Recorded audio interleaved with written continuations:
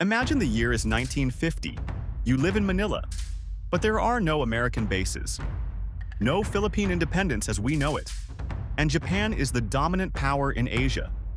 In real history, Japan invaded the Philippines in 1941. Manila fell. Bataan surrendered. Corregidor followed. For more than 3 years, the Philippines lived under Japanese occupation, but Filipino guerrillas continued fighting. Then, in 1944, American forces returned. Japan was eventually defeated, and in 1946, the Philippines became an independent republic. But what if Japan had won the war? For this scenario to happen, Japan would need far more than victory in the Philippines. The United States would have to lose its ability, or its willingness, to retake the Western Pacific. Without an American return, Japanese control of the Philippines could last far longer. But Japan probably wouldn't simply turn the Philippines into another Japanese prefecture. During the occupation, Tokyo promoted the idea of an Asia free from Western colonial powers.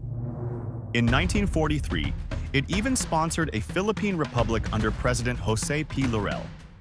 Officially, the Philippines could still appear independent. In reality, Tokyo would hold enormous influence over its military, economy, and foreign policy. Japanese language and culture might become more prominent in schools.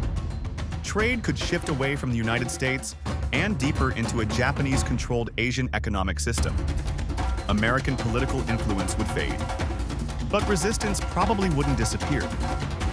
Filipino guerrilla movements had already shown how difficult permanent occupation could be. A Japanese victory might not create peace. It could create decades of insurgency. And eventually, Japan would face the same problem every empire faces. How long can millions of people be controlled when they want to govern themselves? The Philippines might still become independent one day, but perhaps much later, and under a completely different political system. Japan winning World War II would not simply change who ruled Manila. It could change the language Filipinos learned, the allies they trusted, the economy they built, and the place the Philippines occupied in Asia.